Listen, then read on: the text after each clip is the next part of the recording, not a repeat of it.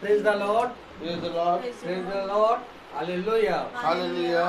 कितना उत्तम है आज का दिन, प्रभु का ठहराया हुआ दिन है। Thank you, हम Jesus. लोग आनंद मनाए और उल्लास मन। खुदा ने जो योजना बनाई है कि प्रिया बहन ने अपना दरवाजा खुदा के वचन के लिए खोला, खुदा के लिए खुदा को धन्यवाद देते हैं। यहाँ पर इतना उत्तम हम लोग यहाँ पर एकत्रित हुए, हम लोगों को यहाँ तक सही सलामत हम लोगों को लाया, इसलिए खुदा को धन्यवाद देते हैं। और इससे खुदा को आदर और महिमा के लिए हम लोग प्रार्थना में जाएंगे और उसके बाद गीतों में, इसके बाद गवाहियों में, इसके बाद वचनों में। तो इससे पहले आप इस घर वालों से कोई भी सदस्य प्रार्थना में अगुवाई करें। Praise the Lord. हम प्रार्थना करेंगे। धन्यवाद धन्यवाद धन्यवाद हमारे महान सर्वशक्तिमान जीवित अद्भुतकारी परमेश्वर प्यारे प्रभु जी, हम आपके पास आते हैं। खुदावन आपने हमें ये सुंदर दिन संदर्भ दिया खुदावन प्रभु कि संध्याकालीन बेला में पिता परमेश्वर प्यारे प्रभु हमारी दृष्टि आपकी ओर है और आप प्रभु जी हमारे घर में खुदावन प्रभु विराजे हैं।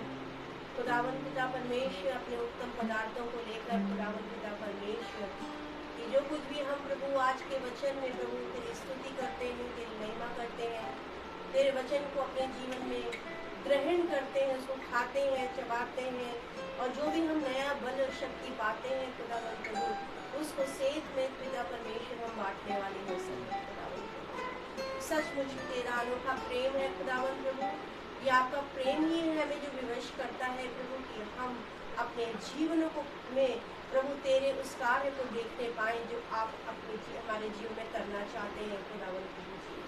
खुदावन पिता परमेश्वर हर एक भलाइयों के लिए जो बीते हुए समय में प्रभु आपने हमारे जीवन में की है खुदावन प्रभु, हमारे हृदय आनंद से भरे रहते हैं खुदावन प्रभु। तो एक आप ही है जो हमसे बेहद प्यार करते हैं खुदावन पिता परमेश्वर, और आप जैसा प्रेम करने वाला कोई नहीं खुदावन प्रभु। आज पिता परमेश्वर प्रभु जी जो योजना बनाई है प्रभु आपने खुदावन प्रभु इस घर में आने की खुदावन प्रभु, और आप पहले से ही यहाँ अपने उपस्थिति को लेकर आए हैं खुदावन प्रभु। और खुदावन प्रभु हमारे भाई दोनों भाइयों को खुदा से सलामती से लेकर आए, इसके लिए मैं आपको हृदय से धन्यवाद देती हूँ।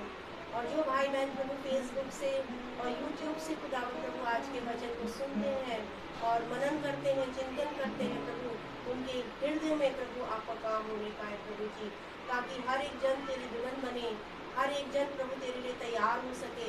खुदावन पिता परमेश्वर खुदावन तेरे अद्भुत काम जो स्वर्ग में होते हैं खुदावन, जो आप अपने पृथ्वी पर करना चाहते हैं प्रभु अपने दूतों के जरिए खुदावन प्रभु, हम आपको हृदय से धन्यवाद देते हैं। हर एक मन्ना जो हम रोज हमने खाया है प्रभु खुदावन प्रभु, उससे हमें नया बल और शक्ति मिली खुदावन, इसके लिए धन्यवाद देते हैं। और आज भी जो हम खाते हैं उस पर भी प्रभु जी आपका पूरा नियंत्रण, आपका पूरा कब्जा होने पाए खुदावन प्रभु, ताकि हमें से हर एक जन प्रभु अपनी झोलियों को भर के ले जाए खुदावन प्रभु जी। खुदावन प्रभु जो रास्ते में जो आ रहे हैं प्रभु उनको भी लाए खुदावन पिता परमेश्वर प्रभु। हर एक बातों के लिए आपको थैंक यू बोलते हैं खुदावन पिता परमेश्वर, क्योंकि सिर्फ और सिर्फ आप ही इसके योग्य हैं खुदावन पिता परमेश्वर। सारी बातों को तेरे बलवंत हाथों में समर्पित करते हुए अपने उद्धारकर्ता यीशु नासरी के नाम से मांगते हैं, आमीन। Praise the Lord. Praise the Lord। आइए हम लोग अभी गीतों की ओर चले।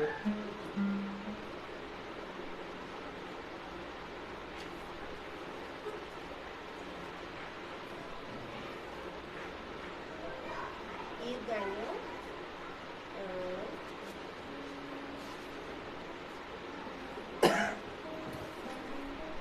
प्यार का सागर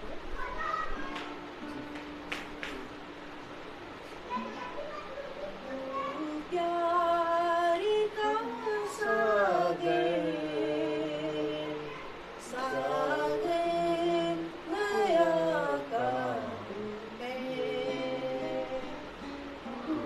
प्यार का सागर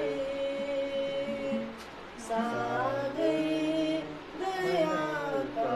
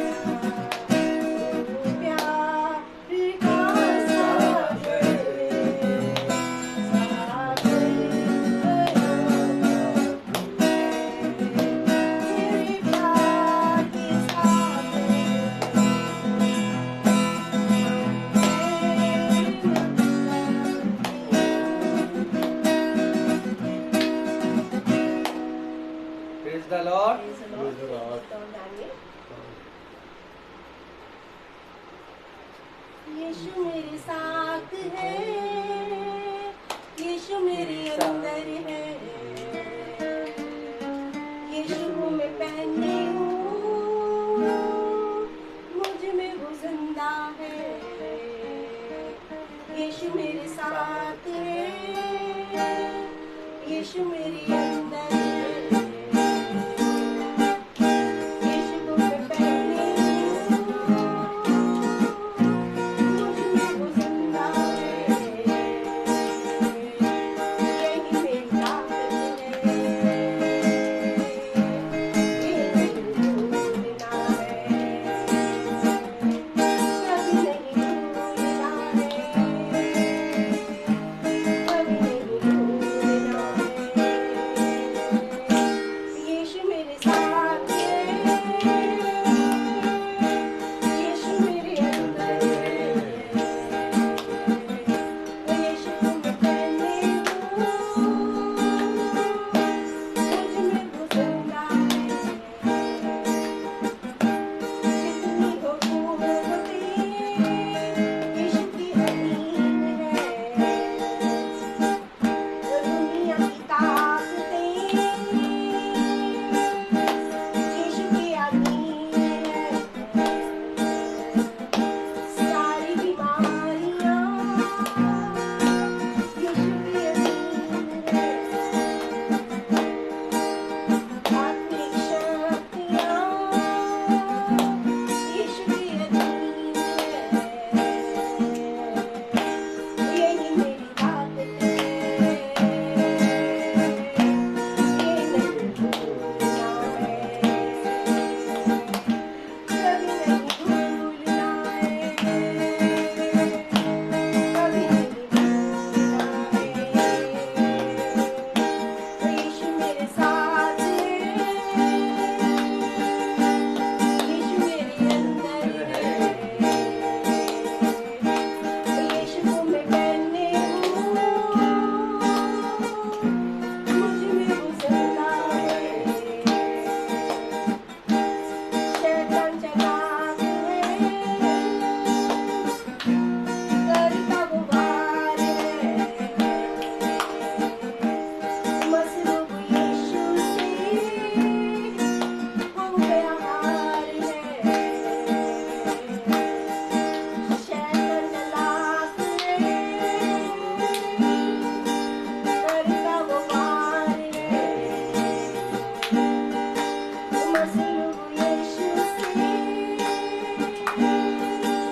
हो गया हार है। छू भी न पाएगा कभी वो मुझे, छू भी न पाएगा अब कभी वो मुझे,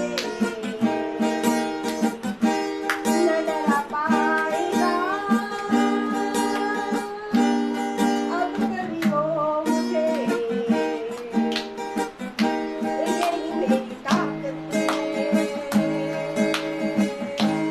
ये नहीं भूलना है, कभी नहीं भूलना है,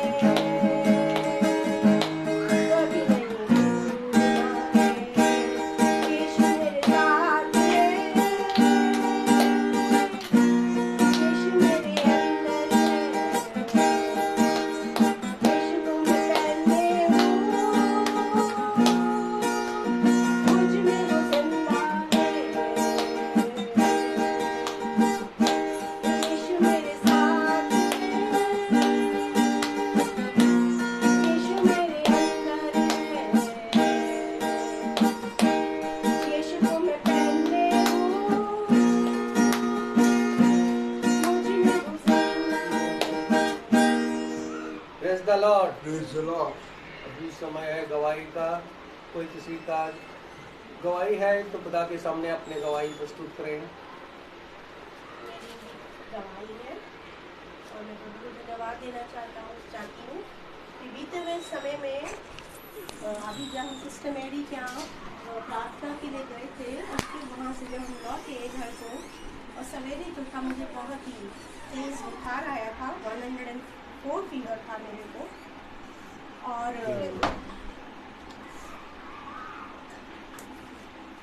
104 फीवर था।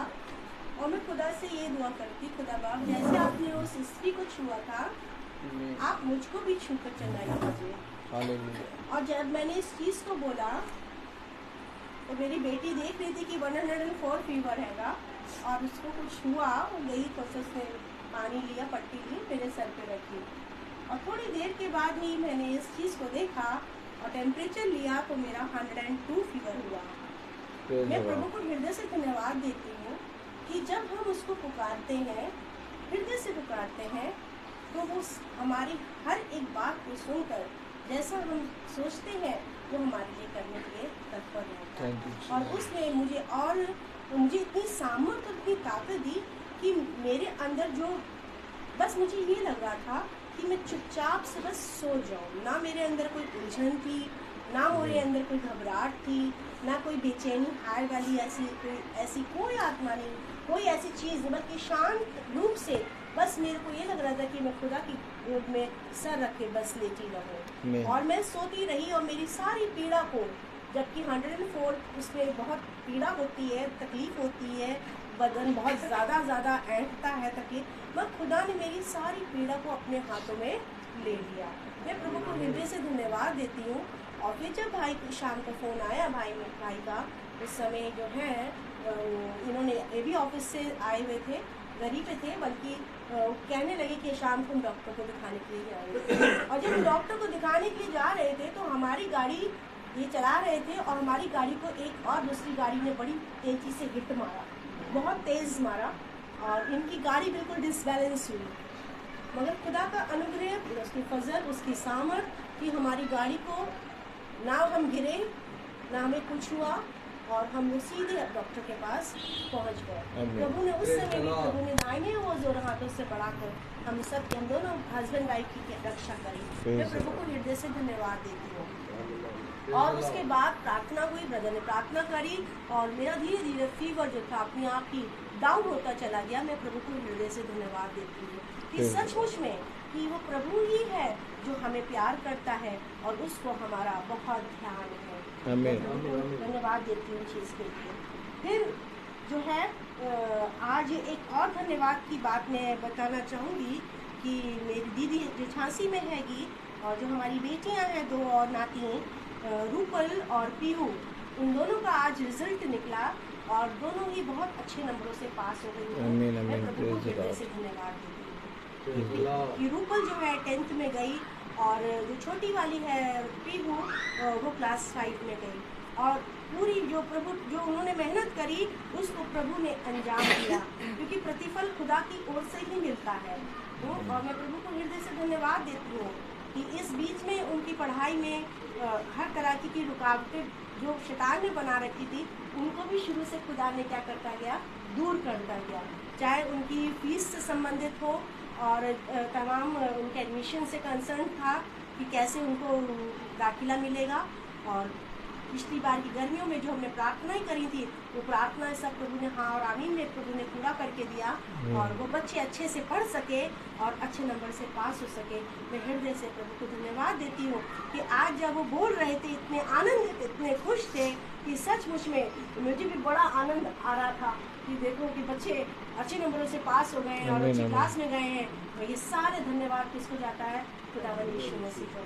हम प्रभु को हृदय से धन्यवाद देते हैं कि सच में मेरे हस्बैंड को, मुझे और इवन लेसी को, जबकि वो 2-4 दिन पहले अभी यहाँ घर में नहीं थी, वो अपनी बहन के पास गई हुई थी, और वहाँ भी उसको फीवर आया, मगर वहाँ पर भी खुदा ने उसको दाहिने हाथों से संभाला, और अकेले ही रात में सफ़र करके अच्छे से प्रभु ने उसको संभालते हुए घर तक बिना किसी तकलीफ के पहुँचाया। इसके लिए मैं हृदय से धन्यवाद देती हूँ। और बेटियों को और अमन को भी प्रभु ने संभाला है, इसके लिए भी मैं प्रभु को धन्यवाद देती हूँ।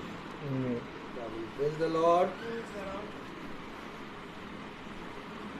भाई से मिलिए। भैया मैं गवाही देना मांगती हूँ। हमारी बहू को एक दिन बहुत तबीयत खराब हो रही थी, और जानकारी भाई में बता दिया था डॉक्टर ने कि बच्चे की धड़कन नहीं चल रही है। तो रात में जब हम यहाँ से काम करते हैं, खाना ना खा के हम पीछे लेट गए थे जाकर, तो भैया का फ़ोन आया मेरे, कहने लगे कि मम्मी तुम कहाँ हो। हमने कहा बेटा हम घर पे हैं। कहने लगे मम्मी तुम तुरंत चली आओ। और मैं एकदम हड़बड़ा गई। मैंने कहा क्या हो गया खुदा का, सब तेरे सहारे है सब जने। फिर मैं गई टॉयलेट गई, टॉयलेट होके आई तो अभी जो है अपनी बहू को लेके झलकारी भाई लेके आई। तो वहाँ पर जो है कह रहे हैं कि हम लेंगे नहीं इनको, और जो है हम इनको जवाब दे रहे हैं, इनको आप वाले अस्पताल ले जाइए। हमने कोई अच्छा अस्पताल में आप लिख दीजिए। तो कहने हैं तुम मेरी फिर लिखी। फिर मैंने प्रिया भाभी को जो है बताया। मैं प्रिया भाभी ने प्रार्थना करी, दुआ करी। दुआ करने के बाद जो है तो हमारी बहू मार रो रही गाड़ी के अंदर। तो हम लोग अस्पताल लेके एम्बुलेंस में आए। फिर मैंने रोहित भैया को बताया। मैंने भैया हमारी जो है बहू जो है ऑपरेशन रूम में गई हैगी और सुनने में आया बच्चे की धड़कन नहीं चल रही हैगी। तो हम उसको डॉक्टर ने कहा कि क्या नाम है आप नॉर्मल पैदा करेंगी कि ऑपरेशन चाहेंगे। तो हमारी जो है भाभी थी बड़ी बीच वाली, वो कह रही कि नहीं हम ऑपरेशन नहीं चाह रहे हैं, नॉर्मल पैदा करेंगे। मगर अच्छे खुदा ने हमारे जो है अच्छे बहू को भी सही सलामत रखा। एक बेटी दी है छोटी सी, हम उसका लाख धन्यवाद करते हैं।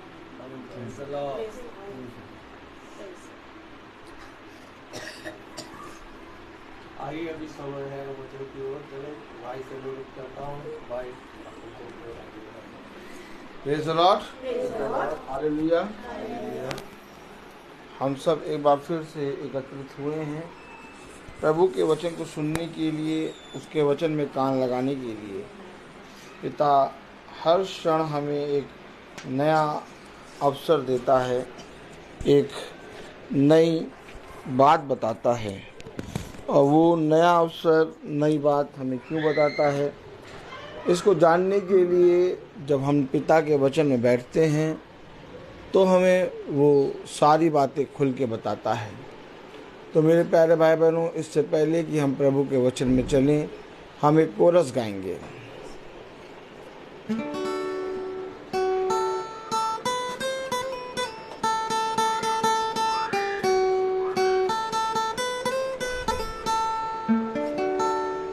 तुझे अकेला ना छोड़ूं मैं, रूह अपनी भेजूं। तुझे अनाथ भी ना छोड़ूं, एक मददगार भेजूं। तुझे अनाथ भी ना छोड़ूं, एक मददगार भेजूं। यीशु के सिवा ये कब है बात कही किसने, यीशु के सिवा कब है बात कही किसने। जहाँ दो या तीन जमा हो, मैं हूँ हाजिर उनमें। जहाँ दो या तीन जमा हो, मैं हूँ हाजिर उनमें। Praise the Lord. मेरे प्यारे भाई बहनों, एक एक दिन करके बढ़ता जा रहा है और हम देख रहे हैं कि जो महासभा हम रोज़ सुनते हैं उसमें प्रभु हमें बढ़ाता जा रहा है। लेकिन जो बढ़ती है, उस बढ़ती को हमें प्रतिदिन अपने जीवन में जांचना है। Praise the Lord. कि वो प्रभु की ओर से जो बढ़ती हो रही है, उस बढ़ती में हम कितना ज़्यादा पिता में सम्मिलित हैं। क्योंकि अगर हम बहुत ध्यान से देखें तो खुदा तो बढ़ाता है, परंतु उस बढ़ती को, उस बढ़त को मनुष्य नहीं देख पाता। जब खुदा ने दाऊद को बढ़ाना शुरू किया तो दाऊद ने अपने जीवन में उस बढ़ती को देखकर पिता का धन्यवाद किया। और हम देखते हैं कि आज जब पिता हमें बढ़ाता है तो हम उसकी बढ़ती को अपने जीवन में महसूस नहीं कर पाते हैं। हम बढ़ती को महसूस क्यों नहीं कर पाते हैं? क्योंकि हम कहीं ना कहीं उस बढ़ती को जो पिता हमें दे रहा है, हम उसे जानना और देखना नहीं चाहते। ये अवश्य है कि तुम जानो और ये भी अवश्य है कि तुम देखो, क्योंकि जब तुम देखोगे और जानोगे तब तुम अपने पिता की महिमा करने पाओगे। आज हमारे जीवनों में बहुत से ऐसे कार्य हैं जो होते हैं और उनको देखकर हम अपने जीवन में घबरा जाते हैं, चिंता करने लगते हैं, सोच विचार करने लगते हैं। लेकिन मैं आपसे कहना चाहता हूं कि पिता के वचन में हर एक बात तुम्हारे लिए भलाई उत्पन्न करती है, क्योंकि तुम जहां पर हो वहां पर खुदा का आत्मा मंडराता है। अब कभी कभी ऐसा होता है कि हम खुदा की बढ़ती को समझ नहीं पाते हैं और उसकी बढ़ती को हम अपने जीवन में बहुत से नुकसान और हानि में जानने लगते हैं। मनुष्य कहता कुछ है और बोलता कुछ है और करता कुछ है, और वो इसीलिए करता है ताकि तुम्हारा विश्वास जो दृढ़ है वो संदेह में आए। हमेशा याद रखना, अपने पिता पर जिसको तुमने अपने जीवन का मूल आधार मांगना है, उसके वचन पर विश्वास करना, क्योंकि ऐसा करने से ही तेरी बढ़ती होगी। और विश्वास आप कब करेंगे? जब आपको बहुत से मनुष्य के मुंह से कुछ शब्द सुनाई दें और आपको पिता के वचन पर ये शब्द हमेशा स्मरण रहे कि मैं तेरे साथ हूँ और अपना हियाब तू कभी ना छोड़ना और सदा दृढ़ रहना, क्योंकि मैंने तेरे अंदर से एक बहुत बड़े राज्य को रखा है। आमीन आमीन। तो जब हम इन बातों पर विश्वास करते हैं तो वे बातें जो मनुष्य के मुंह से होती हैं, हमारे लिए कोई भी बात हमारे विश्वास को छेद नहीं सकती। तो मेरे प्यारे भाई बहनों, ये अवश्य है कि जब तक हम इस पृथ्वी पर हैं ये पड़ाव आता रहेगा, ये सारी बातें होती रहेंगी, कभी खुशी कभी गम होता रहेगा, लेकिन हमें पिता के वचन में बने रहना है। तो पिता का वचन हमें क्या बताता है? हम सब पिता के वचन को आदर और महिमा देने के लिए अपने स्थानों पर खड़े होंगे। Praise the Lord.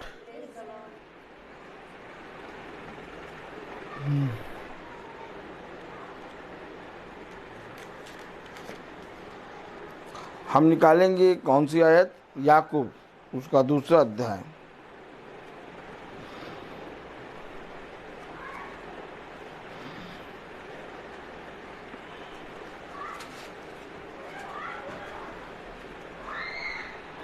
याकूब उसका दूसरा अध्याय और उसकी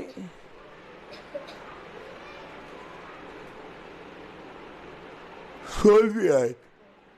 याकूब 2:16 पढ़ेंगे। और तुम में से कोई उनसे कहे, कुशल से जाओ, तुम गर्म रहो और तृप्त रहो, पर जो वस्तुएं दे के लिए आवश्यक है वह उन्हें ना दे तो क्या लाभ। खुदावन का वचन जो कि पवित्र है, इस पवित्र वचन को खुदा हम निकम्मों को समझने और उस पर चलने की सामर्थ प्रदान करे। आमीन। हम सब अपने स्थानों पर बैठ जाएं।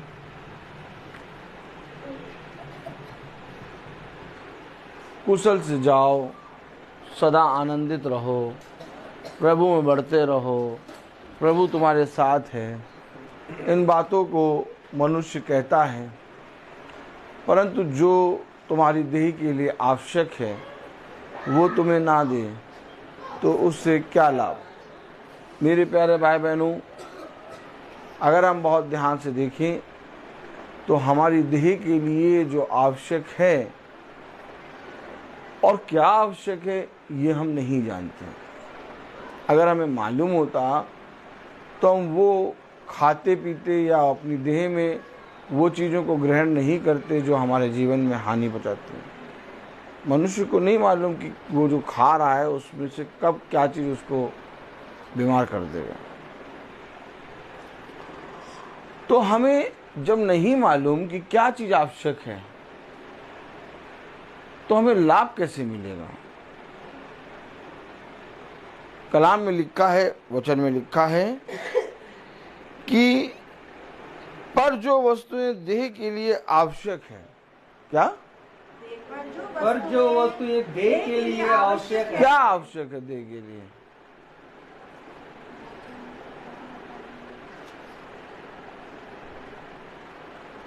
अगर मकान आवश्यक है तो मकान छोड़ के आदमी रोड पे आ जाता है जब भूकंप आता है। भोजन आवश्यक है तो भोजन जो खा रहा है उसमें अगर पता चल जाए जहर है, उगल देता है। जिस कपड़े में आग लगती है उस कपड़े को वो फाड़ने लगता है, अपनी देह से दूर कर देता है। तो आवश्यक क्या है, देह के लिए आवश्यक क्या है।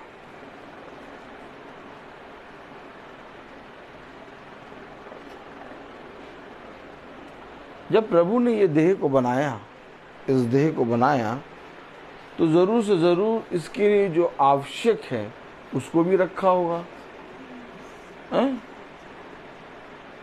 ये देह को हमने केवल खाने पीने, ओढ़ने और हर्ष और आनंद के लिए रखा है, लेकिन ये देह केवल खाने पीने के लिए नहीं है, बल्कि खुदा ने कहा है इस देह से तुम मेरी महिमा करने पाओगे। अर्थात पिता की महिमा, पिता का आदर और पिता की इच्छा इस देह के अंदर है। क्या है पिता की इच्छा। आप जाके बाहर जाके ढूंढें कि पिता की क्या इच्छा है, आपको नहीं मालूम होगा, लेकिन पिता ने एक इच्छा आपकी देह के अंदर रखी है। अब पिता की इच्छा क्या है, क्योंकि जो आवश्यक है वो अगर हमारी देह को ना मिले तो उससे हमारा क्या लाभ।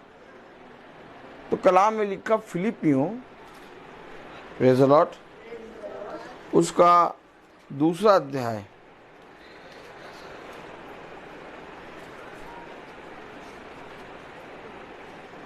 और 13वीं आयत। फिलिपियों 2, प्रेज़ द लॉर्ड, 13। क्योंकि खुदा ही है। एक मिनट सबको खोलने दीजिए। हाँ पढ़ें, फिलिपियों 2:13 पढ़ें। क्योंकि खुदा ही है जिसने अपनी सुइच्छा निमित्त तुम्हारे मन में इच्छा और काम दोनों बातों के करने का प्रभाव डाला है। क्या आवश्यक है, इच्छा और काम। किसने डाला, खुदा ने। हेलो, तो मेरी देह के लिए आवश्यक क्या है कि जिसने मेरे अंदर इच्छा और काम डाला वो मैं पूरा करूं। क्योंकि कलाम में लिखा खुदा ही है। हम लोगों से पूछते हैं कैसे लग रहे हैं, हम लोगों से पूछते हैं और कहाँ जा रहे, हम भी चलेंगे। जीवन भर हम लोगों से पूछते रहते हैं और जीवन भर हम दूसरों की इच्छाओं को अपने जीवन में पूरा करने की कोशिश करते हैं, और इस तरह से हम अपने जीवन में अपने उस उत्तम फल को जो पिता ने रखा है खो देते हैं। मनुष्य कर क्या रहा है, मनुष्य आज मनुष्य की इच्छा को पूरा करने के लिए अपने जीवन को दे रहा है। हर मनुष्य की इच्छा मैं अपने जीवन से पूरा कर दूं। वो चाहता है मैं ऐसा दिखूं तो मैं ऐसा बन जाऊं, वो चाहता है मैं ऐसा बनूं मैं ऐसा बन जाऊं, वो चाहता है मैं ऐसा बोलूं मैं ऐसा बोलूं। हम मनुष्यों की इच्छाओं को पूरा करने के लिए अपने जीवन में बहुत कार्य करते हैं, लेकिन जो वस्तुएं देह के लिए आवश्यक है यदि वो उसे ना मिले तो उसका क्या लाभ। तो देह के लिए आवश्यक ये है कि जो खुदा ने मेरी देह के लिए इच्छा और काम रखा है उसको मैं, उन दोनों को मैं जानने और करने पाऊँ। आमीन है कि नहीं? क्या पढ़ रहे हैं आप? फिलिपियों 2 अध्याय और उसकी 13वीं आयत। क्योंकि खुदा ही है। अब आप बताइए, जब खुदा ही है तो हम फिर दूसरों की बातों पे मन क्यों लगाते हैं? जब खुदा ही है तो आप विचलित क्यों होते हैं? जब खुदा ही है तो आप संदेह क्यों करते हैं? कलाम में साफ लिख दिया कि तुम्हारी इस देह को तुमसे दूर लेने और तुम्हारे पास देने और तुम्हारी इस देह को बढ़ाने और घटाने वाला और रोग को चंगा और रोक देने वाला और सब कुछ करने वाला खुदा ही है। अब आप बताइए, फिर हम खुदा के पास क्यों नहीं जाते? अब मॉन्टी थर्सडे बहुत से लोग चर्च जाने के लिए तैयार हो रहे हैं और बहुत से लोग चर्च जाने के लिए व्याकुल हो रहे हैं। क्या हो रहे हैं? हाय मेरा चर्च, हाय मेरा चर्च। समझ रहे हैं आप? लेकिन मॉन्टी थर्सडे वाले दिन आप चर्च जाने के लिए व्याकुल और चर्च जाने के लिए आप तैयार क्यों हैं?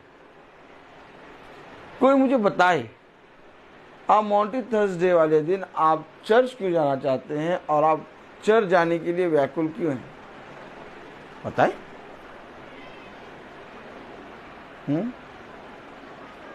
क्योंकि आप वहां पर आप देखेंगे कि जिसके हाथ को हम चूमते हैं और जो हमारे ऊपर आका बना बैठा है, आप वो पैरों को धोएगा, है ना? है ना? क्यों? ऐसा ही है कि नहीं ऐसा है? आज भैया, अरे आज तो पाँव धोए जाएंगे, आज तो पाँव धोए जाएंगे भैया, पाँव धोए जाएंगे। हेलो, क्या खुदा की ये इच्छा है कि तुम एक दूसरे के पाँव धो? क्या खुदा की ये इच्छा थी कि मैं तुम्हारे पाँव धोऊं? नहीं। हम इतने अधर्म में फंसे हैं, हम इतना ज्यादा पाप में गिरे हैं कि खुदा ने कहा कि तुम्हारे अंदर हर एक समय एक संदेह चलता है और उस संदेह को मैं दिखाऊंगा कि किस रीति से नष्ट करेंगे। एक उसने तरीका बनाया। तरीका जाने? एक तरीका कि ये जो सर पे बैठा है घमंड, इस घमंड को मैं नीचे कैसे लाऊं? आज लोग पैर धो देंगे, बस पानी डाला यूं छुआ यूं भागे, पानी डाला यूं छुआ यूं भागे, पानी डाला यूं छुआ यूं भागे, और पहचानेंगे भी नहीं किसके पैर धो दिए।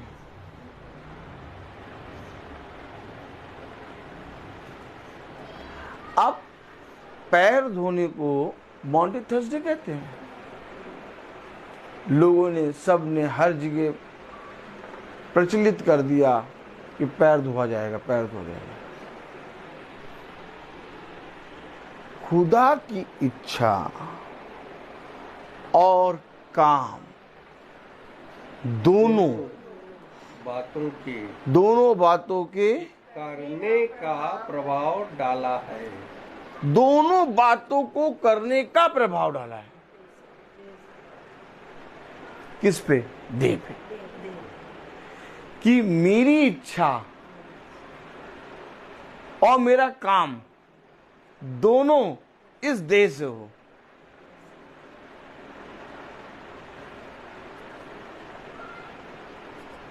मॉन्टी थर्सडे वाले दिन आप चर्च जाके सरमन सुन के पैर धुआ, प्रभु ने पैर धुआ, देखो प्रभु ने अपने शिष्यों को पैर धुआ, सुनकर आप लौट आएंगे। लेकिन प्रभु की इच्छा, प्रभु के काम आपके जीवन में क्या ला रहे हैं आप कभी नहीं जान पाएंगे, क्योंकि प्रभु की इच्छा हर समय बदलती है।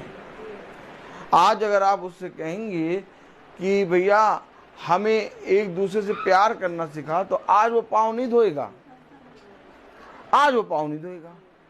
उस समय पाँव धोना अवश्य था, लेकिन आप पाँव धोना अवश्य नहीं है।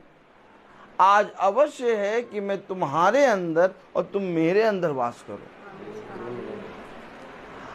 आज पिता ने कहा, आज का सुसमाचार है कि तुम मेरे मंदिर हो, जाओ और जाकर मेरे सुसमाचार का प्रचार करो। और वो प्रचार ये है कि मैं तुम्हारे अंदर और तुम मेरे अंदर वास करोगे, और इस रीति से तुम मेरे मंदिर होगे।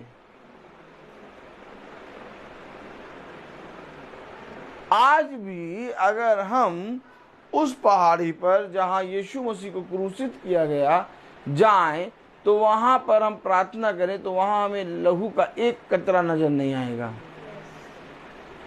क्योंकि उस समय यीशु मसीह वहां पर था और वहां से चल दिया और अन्य जातियों की ओर फिर गया। अब आज प्रभु की इच्छा क्या है, आज प्रभु का काम क्या है मेरे जीवन के लिए, इसको जानने के लिए ये अवश्य है कि मैं प्रतिदिन मॉन्टी थर्सडे बनाऊं। देखिए, समझिए,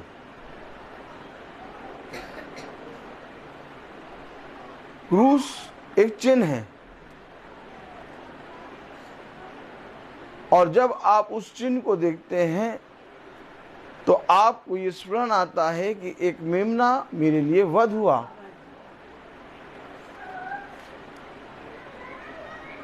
क्रूस की आप पूजा नहीं कर सकते। आप क्रूस एक श्रापित मौत को दर्शाता है, अर्थात उस पर जो मरा वो मेरे लिए श्रापित बना।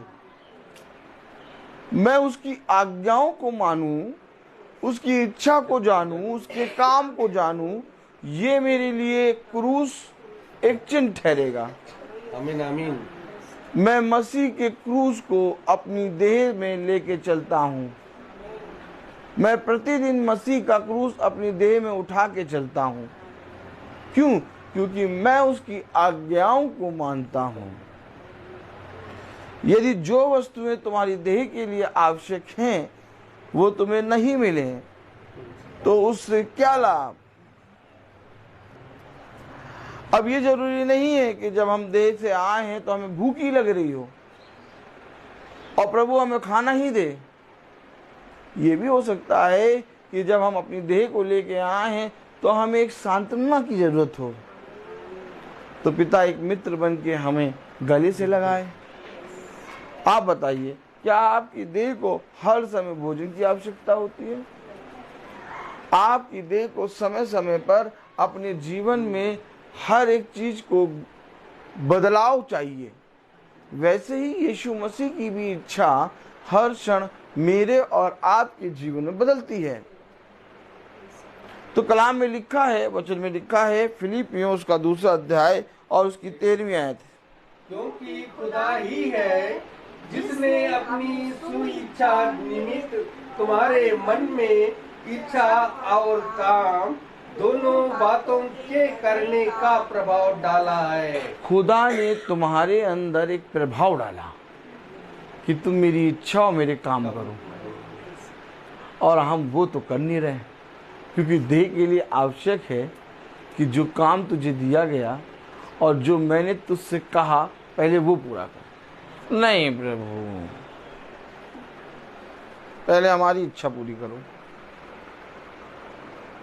पहले हमारा काम पूरा करो। देह के लिए आवश्यक है कि जो पिता ने तुम्हारे ऊपर अपनी इच्छा और काम का प्रभाव डाला है उसको पूरा करो।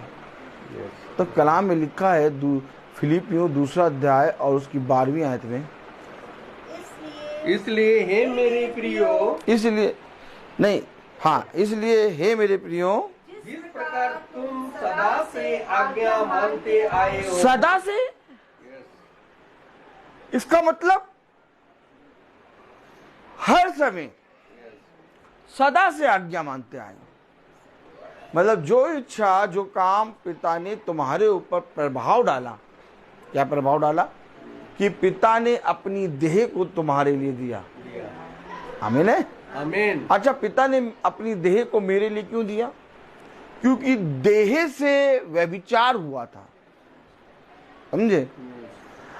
अब जब देह से व्यभिचार हुआ तो यह अवश्य थी कि एक देहवध हो। आप समझे? प्रभाव क्या डाला था उसने? प्रभाव ये डाला कि जिस रीति से हमने इस देह से पाप किया, वैसे उसने एक देह तैयार की जो तुम्हारे पापों को अपने ऊपर ले ले। Oh my God. अब ये देह जो प्रभु ने तैयार की, अर्थात अपनी देह, तो जब प्रभु ने उस देह को तैयार किया तो उसकी इच्छा, उसके काम थे। अब वो ये चाहता था कि जो इच्छा, जो काम, अर्थात जिस इच्छा और जिस काम से तुम गिर गए, क्योंकि प्रभु ने जब आदम और हव्वा को अपने स्वरूप, अपनी समानता में बनाया, तो जब बनाया तो उसके अंदर एक इच्छा, एक काम रखा। एक इच्छा और एक काम रखा। अब वो उस इच्छा, उस काम से गिर गए। अब जब वो उस इच्छा, उस काम से गिर गए तो वो अपने जीवन में बहुत सी चीजों को करने लगे और उनकी देह पूरी रीति से व्यभिचार के कारण पाप में गिर गई। अब जब पिता ने एक देह तैयार की तो उसके अंदर भी वही इच्छा, वो काम डाला। कलाम में लिखा है, याजक को देखें, कलाम में लिखा है जो काम पहला आदम ना कर सका।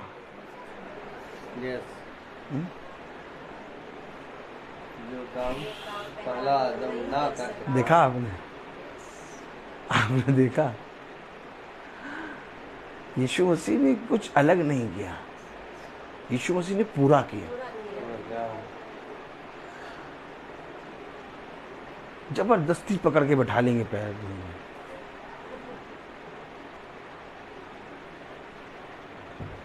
और जिनके पैर धुए जाएंगे उनको मालूम है कि आज पैर धुलेगा।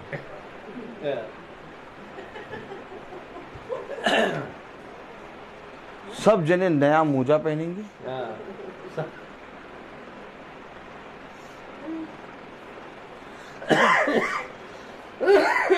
लोग क्यों कहते तुम्हें वचन बोलना नहीं आता? कहानी पहले से रची गई है और उसको सब देखने जाएंगे।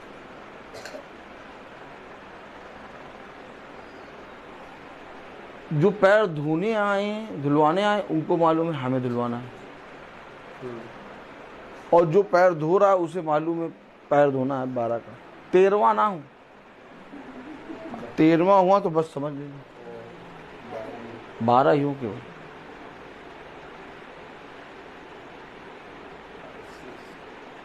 अच्छा, जो 12 जने आएंगे वो टाइम से पहले आएंगे आज, चाहे ऐसे हमेशा टाइम से बाद में आते भी हों चाहे ना आते, लेकिन आज टाइम से पहले आएंगे और सबसे आगे बैठेंगे। जब प्रभु यीशु मसीह एक कार्य को करने लगा, एक काम, क्या काम, जब वो उस काम को कर रहा था तो किसी को नहीं मालूम था कि ये करेगा क्या।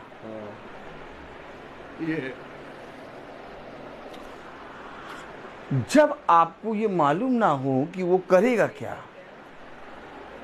तब आप उसकी इच्छा को जानने के लिए यत्न करेंगे। और उसने आप पर इच्छा और काम का प्रभाव डाला। इच्छा क्या है? अभी अभी मुझे पता चला कि उसकी इच्छा ये है। अगर इच्छा आपको पहले ही पता चल जाए तो वो इच्छा नहीं है।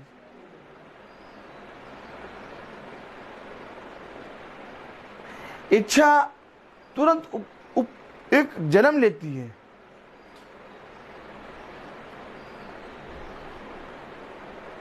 और यीशु मसीह क्या करेगा उसके शिष्यों को नहीं मालूम था। उसने अचानक अपना कपड़ा कमर में बांधा और एक काम करने लगा। और जो काम उसने करा वो मेरे और आपके लिए एक चिन्ह है, ना कि एक वर्शिप, ना कि एक आराधना, ना कि एक पूजा। आप समझे? आप समझे कि नहीं समझे? यीशु मसीह जो कर रहा है वो एक चिन्ह दिखा रहा है। और वो उस चिन्ह को क्यों दिखा रहा है? ताकि तुम भी मेरी इच्छा जो तुम पर होती है लोगों के सामने एक चिन्ह बनो। आमीन आमीन। अब हम और आप अगर उसी की वर्शिप करने लगेंगे तो फिर चिन्ह कौन बनेगा? चिन्ह कौन बनेगा? ऐसा नहीं कि मॉन्टी थर्सडे गलत है, पैर धोना गलत है। तुम जो करना है तुम्हारे मन में वो करो। लेकिन पहले मुझे ये बताओ, क्या जिस पैर को प्रभु ने धोया या जो पैर प्रभु ने धोई या जिस इच्छा से प्रभु ने पैर को धोया वो इच्छा कलीसिया पे है कि नहीं है? अगर कलीसिया में वो इच्छा नहीं है तो तुम्हारा ये सारा काम व्यर्थ है। क्योंकि जो वस्तुएं देह के लिए आवश्यक हैं यदि वो उन्हें ना दे तो उसका क्या लाभ? और ठीक आज यही हो रहा है।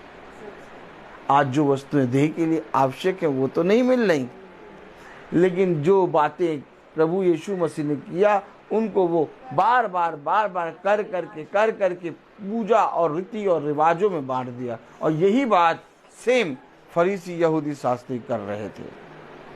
वह फसह के त्यौहार, वह झोपड़ी के पर्व, वो सारे पर्वों को 12 महीनों में वो पर्व ही मनाते रहते थे। मूसा ने ये कहा, मूसा ने ये कहा, मूसा ने ये कहा, ये कहा। अरे जो वो मूसा ने कहा वो तुम्हें बताने के लिए कहा कि अब से तुम ऐसा ना करना और आने वाले समय में अपने पिता की इच्छा जानना। लेकिन उन्होंने कभी भी अपने पिता की इच्छा नहीं जानी। उन्होंने कहा बस ये कहा, ये कहा, ये कहा। और 12 के 12 महीने वे रीति रिवाज को मनाने में लगे रहते थे। और ऐसा करके वे पिता का इनकार कर रहे थे। और उन रीति रिवाजों को मनाने में धीरे धीरे वो अपने अधर्म के कामों को लगाने लगे थे। उन रीति रिवाजों में भी वो अपनी खुद की धार्मिकता लगाने लगे थे। और इस तरह से वो उनके लिए पाप बनता गया। और ठीक आज भी ऐसा हो रहा है। जबकि पिता ने कहा वचन में, फिलिपियों उसका 2 अध्याय और उसकी 12वीं आयत में, इसलिए हे मेरे प्रियो, जिस प्रकार तुम सदा से आज्ञा मानते आए हो वैसे ही आप भी ना केवल मेरे साथ रहते हुए पर विशेष करके आप मेरे दूर रहने पर भी डरते और कांपते हुए अपने अपने उद्धार का कार्य पूरा करते जाओ। ये देखिए, डरते हुए, कांपते हुए अपने अपने उद्धार का काम पूरा करते जाओ।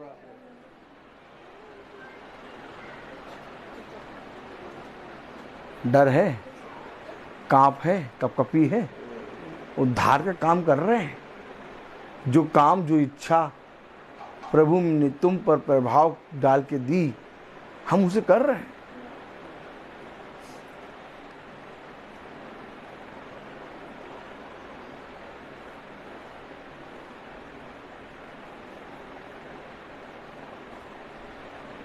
कुछ ऐसा करो कि वे जो वचन को सुनने आते हैं वे सोचने पे मजबूर हो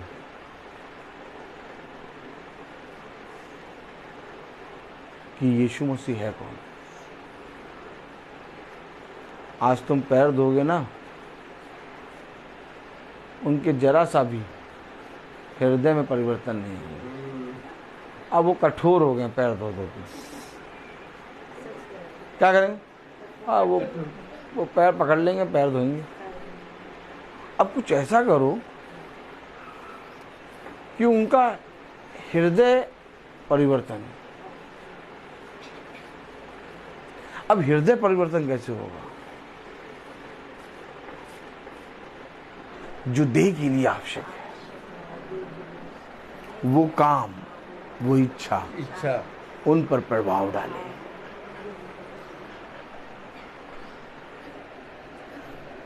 देखा आपने देखा?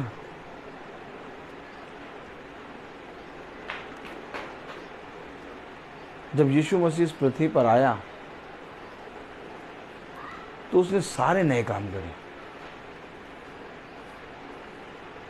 व्यवस्था की बात के अनुसार उसने कुछ भी नहीं किया।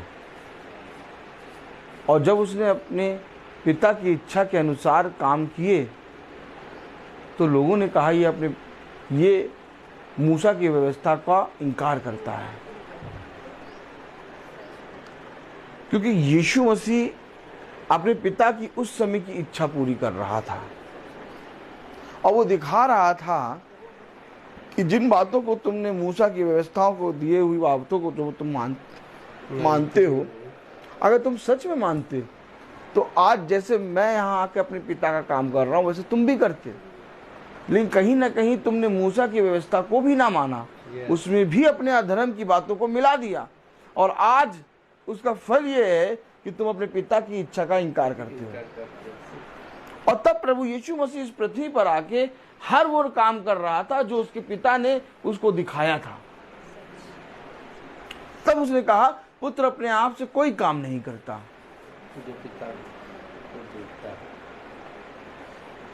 जो कुछ पिता उसे देता है वही वो करता है। तो पिता उसे रोज नई नई चीजें क्यों देता था?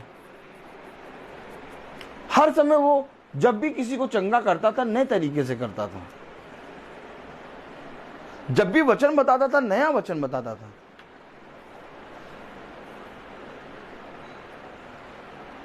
जब भी वो अपने पिता का बखान करता था एक नई बात बताता था। ऐसा कैसे होता था? ऐसा इसलिए होता था कि यीशु मसीह प्रति रात्रि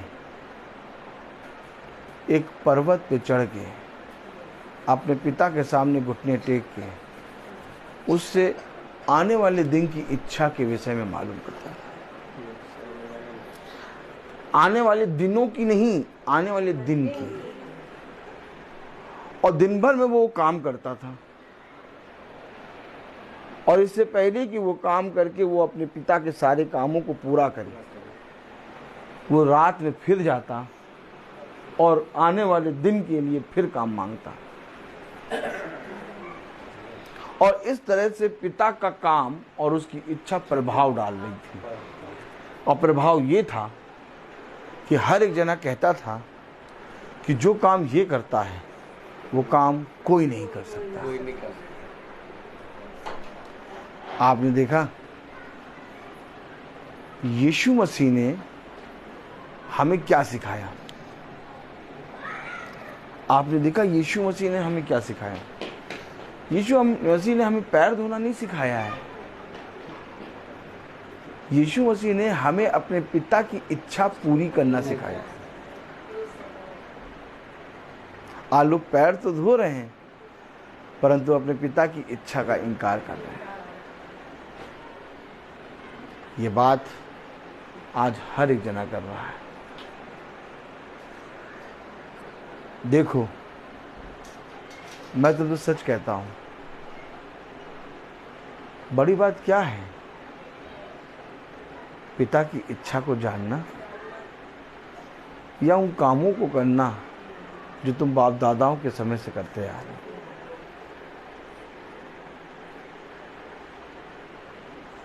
याद रखो, मैं तुम्हारे पास इसलिए आया कि अब तुम अपने पिता के साथ वास करो, परंतु तुमने सर्वदा मुझसे दूर रहना ही चाहा। मैं जितना तुम्हारे पास आया उतना तुम मुझसे दूर हो गए। ऐसा तो मैंने नहीं कहा था।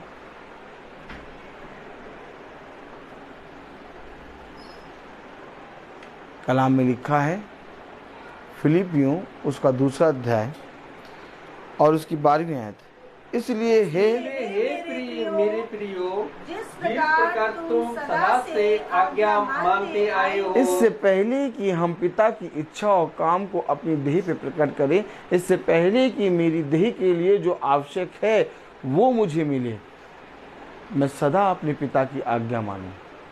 आमीन। अब पिता की आज्ञा रोज ये थोड़ी ना रहती है कि बेटा पंखा बंद करो, बेटा लाइट बंद करो, बेटा तकिया इधर से उठा के उधर रखो। पिता की आज्ञा ये भी तो रहती है कि बेटा झूठ ना बोलो। पिता की आज्ञा ये भी तो रहती है कि बेटा संदेह ना कर। तुम रोज आते हो, वही काम करते हो, पंखा बंद करते हो, लाइट बंद करते हो, तकिया इधर से उधर रखते हो। एक दिन पिता कहेगा, बेटा ये क्या कर रहा है? अरे पापा, आप ही ने तो कहा था पंखा बंद करिए, लाइट बंद करिए और उसका तकिया इधर से उधर करिए। अरे बेटा, ये तो मैंने बहुत पहले कहा था। अब तो मैं कह रहा हूं कि तू झूठ ना बोल।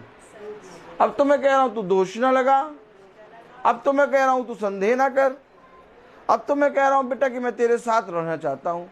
अरे नहीं पिता, हमने तो आपसे सुना था कि तकिया इधर से उधर रखो और लाइट जो बुझाओ और पंखा बंद करो। हम तो यही करेंगे, हम तो यही करेंगे।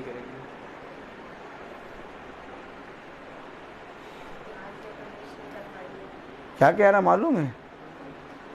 फिलिपियों 2:12 में, इसलिए मेरे प्रियो, जिस प्रकार तुम सदा से आज्ञा मानते आए हो, सदा से आज्ञा मानते आए हो।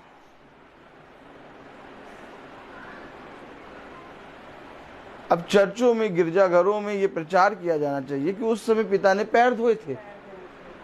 आज हृदय को धोने की बात कर रहा है। अब पिता ने जब पैर पे हाथ लगाया तो पैर को धोए थे। अब कोई है माइका लाल जो अपने हृदय को धुलवाए? तुम कपटियों के समान आके बैठे हो और अपने हृदय में एक दूसरे के प्रति द्वेष रखे हो। देखो, मैं तुम पर नया जल छिड़कूंगा और तुम नई सृष्टि हो जाओगे। मैं तुम्हारे अंदर से पत्थर का हृदय निकाल के मांस का हृदय लगाऊंगा और तुम एक नया जीवन पाओगे। अब प्रभु पैरों को नहीं, अब प्रभु हृदय को धोने आया है। कौन कौन अपना हृदय धुलाना चाहता है? देखो, कोई जना अपना हृदय धुलाने के लिए तैयार नहीं होगा, क्योंकि उन्होंने हृदय में खजाने को रख रखा है। मालूम है आपको, उनके हृदयों में एक बहुत बड़ा खजाना है और कोई भी जना अपने हृदय को यीशु मसीह को छूने नहीं देना चाहता। देखो, यीशु मसीह खुदा है, यीशु मसीह हमारा प्रिय है, सब कुछ है, लेकिन भैया ये बात नहीं है। ये बात रहने दो अलग, ये बात अलग रहने दो। यीशु मसीह जो है वो है।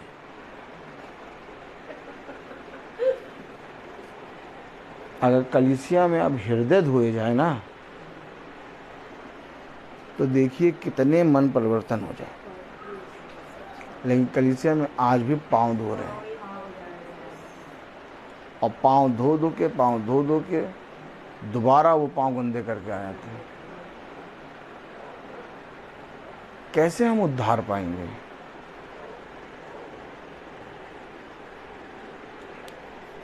थोड़े समय के बाद पिता ने कहा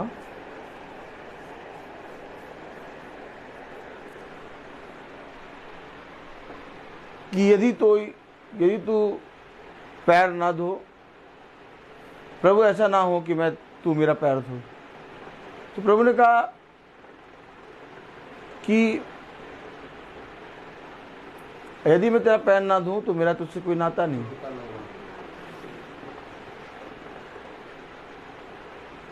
पतरस कहने लगा, पतरस को इन बातों की बहुत चिंता रहती थी।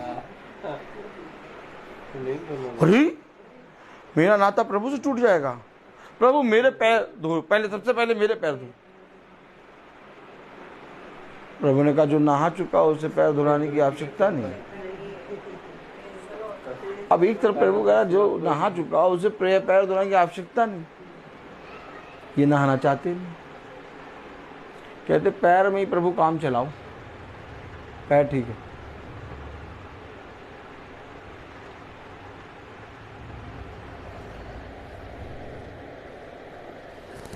नहाने के लिए डूबना पड़ेगा।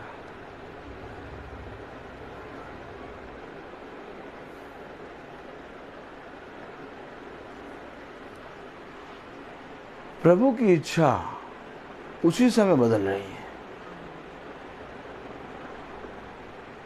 अब आप उसी समय प्रभु जब पैर धो रहा है तो कह रहा पतरस से जो नहा चुका उससे पैर धुलाने की आवश्यकता है। और इस सालों से वो बातें पकड़े हैं।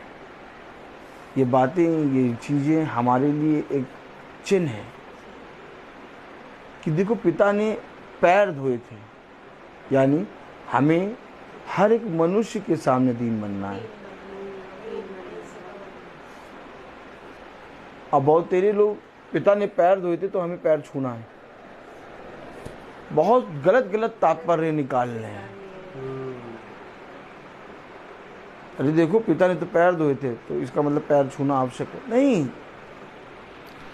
ये बातें हमें अधर्म की ओर ले जाती हैं। और कौन हमें धर्म की ओर ले जाता है? इच्छा और काम। जब तुम प्रतिदिन पिता की इच्छा और काम पर अपने जीवन में प्रभाव डालने दोगे तो तुम्हारे लिए इस पृथ्वी पर चलना कठिन नहीं होगा और तुम्हारे लिए कोई बात भी कठिन नहीं होगी। तुम्हारी ये सारी बातें सहज हो जाएंगी।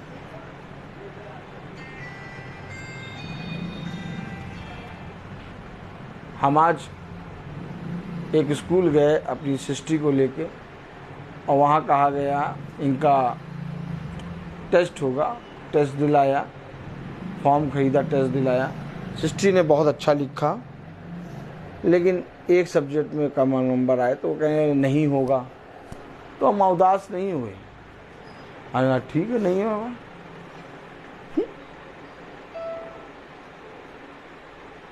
हमारी बेटी के लिए कहीं और होगा।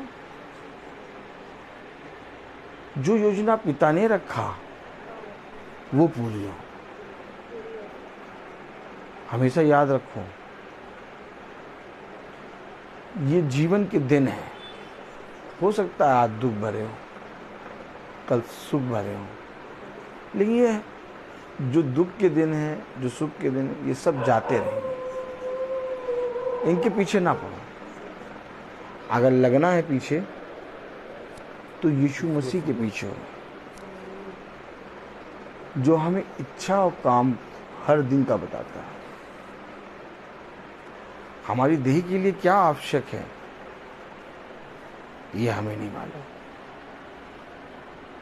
क्योंकि हमारी देह हर क्षण एक नया मन्ना चाहती है। और जब हम प्रतिदिन एक नया मन्ना खाते हैं तो हमारी देह शुद्ध होती है और फिर अशुद्ध हो जाती है और फिर एक नया मन्ना खा के फिर शुद्ध होती है।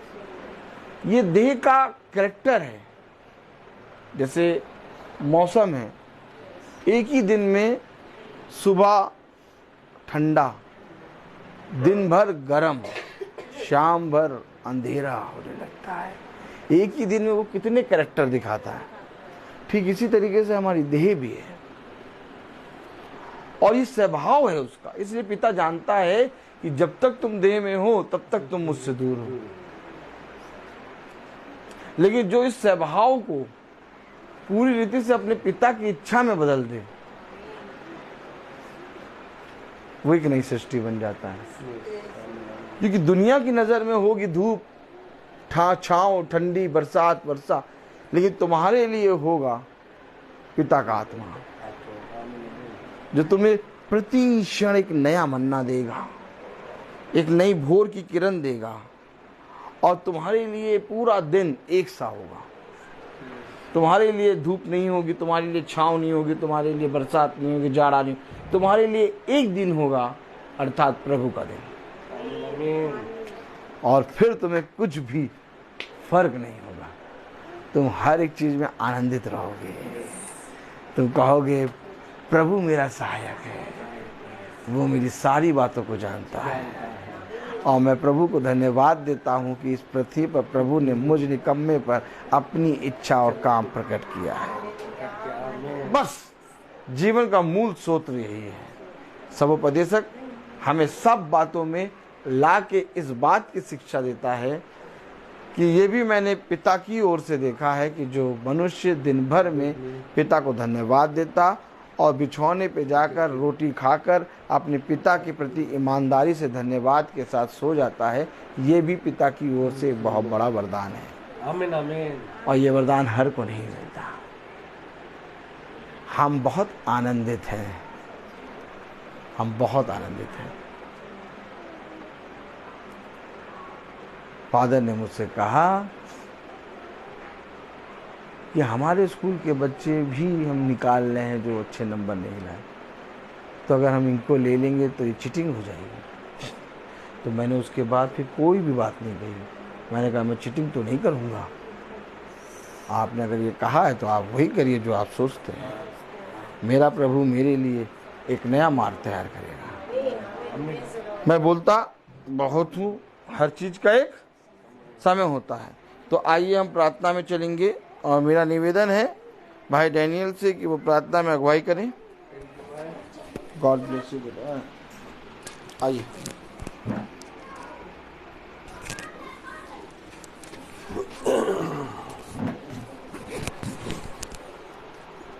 आइए हम लोग प्रार्थना में चलिए, अपनी आंखों को बंद कीजिए और प्रभु अपने आप को प्रभु के सामने समर्पित करें और उनसे प्रार्थना करें कि प्रभु मेरे विचारों को, मेरी जुबान को, मेरे सब कुछ को शुद्ध कर, ताकि केवल खुदा को ही अपना प्रभु मानूं और उसके अनुसार आचरण करूं। जो खुदा की आज्ञा को पालन करता है वह खुदा में निवास करता है और खुदा उसमें। हम जानते हैं कि खुदा ने हमको अपना आत्मा हमें दिया है। धन्यवाद खुदा, धन्यवाद, तेरी स्तुति हो, तेरी महिमा हो, तेरी जय हो खुदावन। हम धन्यवाद देते हैं खुदावन जो कि आज का इस महासभा, इस संध्या समय को आपने आपकी इच्छा के अनुसार इस महासभा को हुई है खुदावन। आपने अपना वचन इस महासभा में बोया, ताकि इस महासभा में जो वचन बोया गया खुदावन, ताकि आपका वचन को सत्य में हम लोग ग्रहण कर सकें। इसलिए खुदावन आपसे अनुग्रह और सामर्थ्य मांगते हैं, ताकि आपका अनुग्रह हम लोगों पर बने रहे, ताकि आपका वचन को सत्य में ग्रहण कर सके, आपका इच्छा के अनुसार हम लोग चल सके, आपकी इच्छा और काम को आपके अनुसार पूरा कर सके। खुदावन हमें यह अनुग्रह या सामर्थ्य दीजिए ताकि आपका वचन में हम लोग बने रहें। खुदावन इस महासभा में आप लोगों ने जो प्रारंभ से जो शिक्षा जो प्रारंभ से सुनी है, यदि वह आप में बने रहेगी तो आप भी पुत्र तथा पिता में बने रहोगे। खुदा जो खुदा की इच्छा को पूरी करता है वह युगाने युक्त बना रहता है। हे प्रभु, अपने सेवक को कृपा दृष्टि कर, तुम्हारी ज्योति मनुष्यों के सामने चमकती रहे, जिसे तुम्हारे भले कामों को देखकर तुम्हारे स्वर्ग पिता की महिमा करें। हे पिता, तू अनादि और महाखुदा है। जो धन्य है वे जो अपने को दिनहीन समझते हैं, स्वर्ग का राज उन्हीं का है। अपने भक्तों के प्रति प्रभु का प्रेम सदा सर्वदा बना रहता है। हे पिता, स्वर्ग और पृथ्वी के प्रभु, मैं तेरी स्तुति करता हूँ, क्योंकि तूने इस राज के रहस्यों को मेरे बच्चों के लिए प्रकट किया है। प्रभु की महिमा इस घराने में निवास करे। प्रभु कहते हैं, मैंने तुमको एक नई आज्ञा देता हूं, मैंने जैसे तुम लोगों को प्यार किया वैसे तुम भी एक दूसरे को प्यार करो। यदि कोई मुझे प्यार करेगा तो वह मेरी शिक्षा पर चलेगा, अब मेरा पिता उसे प्यार करेंगे और मैं उसके पास आकर उनमें निवास करूंगा। हे प्रभु, मुझे ऐसे शिक्षा दे ताकि आपका संहिता का पालन कर सकूं, आपकी आज्ञा के अनुसार, आपकी इच्छा के अनुसार मैं चल सकूं। क्योंकि खुदावन, आपका जो वचन है, आपका जो तेरी शिक्षा और आत्मा का एक जीवन है खुदावन, आपके शब्दों में अनंत जीवन का संदेश है खुदावन, जो इस महासभा में जो वचन बोया गया ताकि हमारे आत्मा का उद्धार कर सकता है, इससे आप लोग इस वचन को सेतमित ग्रहण करें और उसके अनुसार चलें। खुदावन, आपने जो मृत्यु का विनाश करके अपने सुसमाचार द्वारा अपना जीवन को आलोकित किया है खुदावन, जो आशा का स्रोत खुदा है, आप लोगों को विश्वास द्वारा प्रचुर आनंद और शांति प्रदान करे, जिसे पवित्र आत्मा के सामर्थ्य से आप लोगों की आशा परिपूर्ण हो जाए। खुदावन, जो इस महासभा में जो भी वचन सुनते हैं खुदावन, जहाँ पर एकत्रित हुए हर एक जन के लिए मैं यही दुआ करता हूँ खुदा, ताकि आपका वचन को सेतमित ग्रहण कर सकें। मैं अपने भाई के लिए भी यही दुआ करता हूँ खुदावन, उसको बहुतायत से आशीष प्रदान करे, जैसे कि आपका आत्मा में दिन प्रतिदिन हम लोगों को वो आपका सुसमाचार को सुनाते हैं और उस सुसमाचार के अनुसार हम लोग सुने, जाने और उसके अनुसार ग्रहण करें। खुदावन, जो हमारा छोटे झुंड के लिए भी जो फेसबुक द्वारा या यूट्यूब के द्वारा जो आज का इस महासभा को देख रहे हैं खुदावन, उनको भी आपका अनुग्रह और सामर्थ्य दीजिए ताकि आपका वचन को सेतमित ग्रहण कर सकें। हम यही दुआ करते हैं खुदावन कि हमारे प्रभु यीशु मसीह के नाम पर, आमीन। हे हमारे पिता, तू जो स्वर्ग में है, तेरा नाम पवित्र माना जाए, तेरा राज आए, तेरी इच्छा जैसे स्वर्ग में वैसे पृथ्वी पर भी पूरी हो। हमारा प्रतिदिन का आज में दे और हमारे अपराध हम क्षमा कर, जैसे हम भी अपने अपराधियों को क्षमा करें, और हमें परीक्षा में ना डाल परंतु बुराई से बचा। अब हमारे खुदावन यीशु मसीह का फजल, खुदा बाप की मोहब्बत, पाक रूह की रिफाकत और शराकत हमने से हर एक विश्वासी जन के साथ अब से लेकर अनंत काल तक होती रही, आमीन। धन्यवाद धन्यवाद धन्यवाद, सारी आशीषों की सोते धन्यवाद धन्यवाद धन्यवाद धन्यवाद, सारी आशीषों पे सोते धन्यवाद, सारी आती ऊपर से, हालेलुया। धन्यवाद धन्यवाद धन्यवाद, सारी आशीषों पे सोते धन्यवाद।